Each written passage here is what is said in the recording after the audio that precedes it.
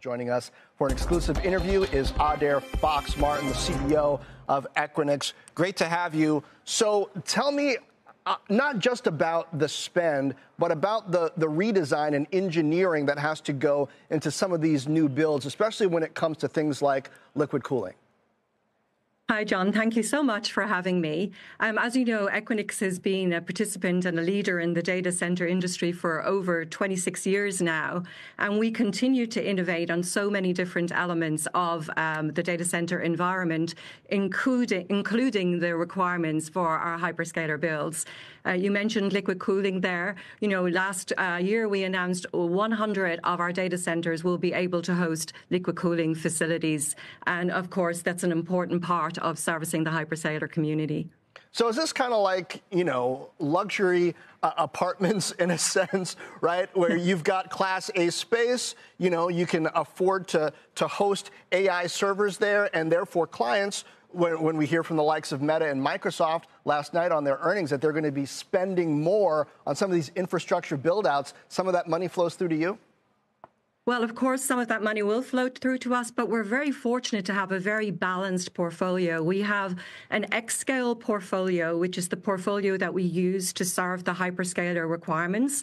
And we just announced a $15 billion joint venture investment, you know, in order to continue building to meet that demand. But we also have an amazing retail business, which is predicated on our ability to interconnect businesses across the internet in a very unique way. Equinix has been a target of short sellers over the past couple of years. I think skepticism about the value add here over time and whether the valuation's too high. Now, anybody who shorted you guys a couple of years ago has lost a lot of money. But what's your response to that criticism in this environment that it's really the hyperscalers that stand to benefit because of their software tie-ups and abilities, and that over the long term, the data centers themselves are going to be more commoditized? I don't see that as a risk for Equinix. Our value proposition is in how we serve our customers and the rich interconnection that we bring into our data center environment. Think of us a little bit like, you know, an international airport of the internet. You know, a data packet comes in. Our role is to turn that packet around and send it on its destination as quickly as possible.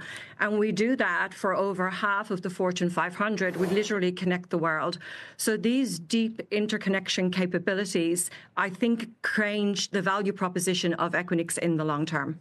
Adaire, as globalization gets more and more challenged, and data needs to be domiciled in specific geographies, how does that benefit or challenge a player that's already at scale like Equinix? Yeah, you know, it's really a wonderful opportunity for us. We are in 268 data centers now right across the world.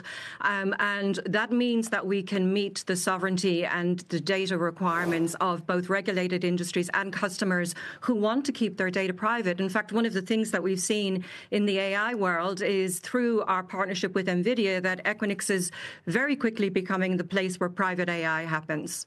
And so where do those partnerships go? You have many people trying to, companies, I should say, trying to increase their influence in the data center, the likes of an NVIDIA. What does your scale and the existence of those relationships do to advantage you here?